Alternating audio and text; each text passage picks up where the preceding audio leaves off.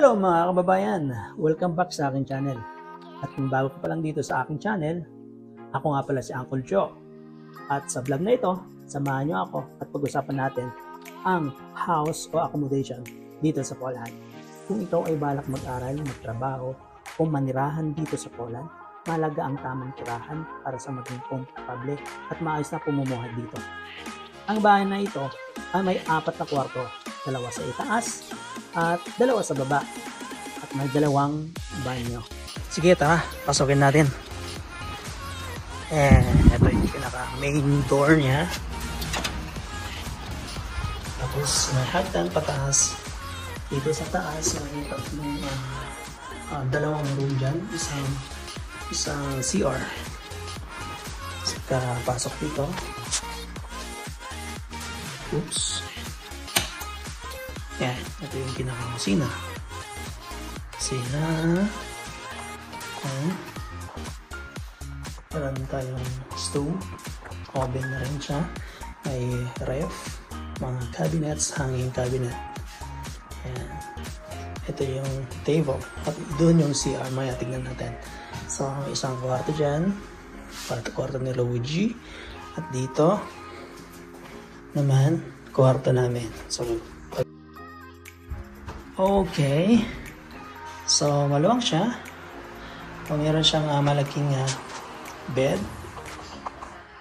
Malaking bed at malaking cabinet.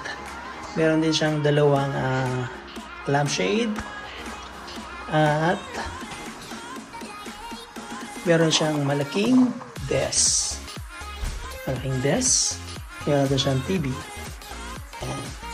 So, itong area na ng kwartong ito is 20 square meter.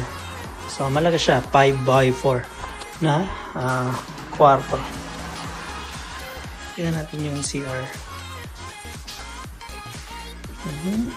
CR. So, ito yung CR niya. Malaki actually. CR. Meron na siyang, dito na rin yung washing machine. And shower. Meron siyang shower. At ito na rin yun. See? Yan. Sa mga kababayan nating OFW dito sa Poland na naghahanap ng maayos pero abot kayang tirahan, huwag po kayong mawalan ng pag-asa. Maraming magandang option online. Subukan nyo nga mag-search sa OXL website o sa Facebook Marketplace. Dito po mas mura ang mga apartment kumpara sa iba at may mas pagkakataon na makahanap kayo ng direktang may-ari kaya walang dagdag na bayad. Tandaan po natin, hindi kailangan mahal para maging komportable at maayos ang tirahan natin. Gamitin natin ang diskarte at tiga nating mga Pilipino para makahanap ng lugar na swak sa budget pero maayos para sa pamumuhay. Kaya sa mga kapwa nating OFW, lapit lang. May mga paraan para dumaan ang buhay dito. Basta marunong tayong maghanap at magtanong. Sama-sama tayong pumasensya.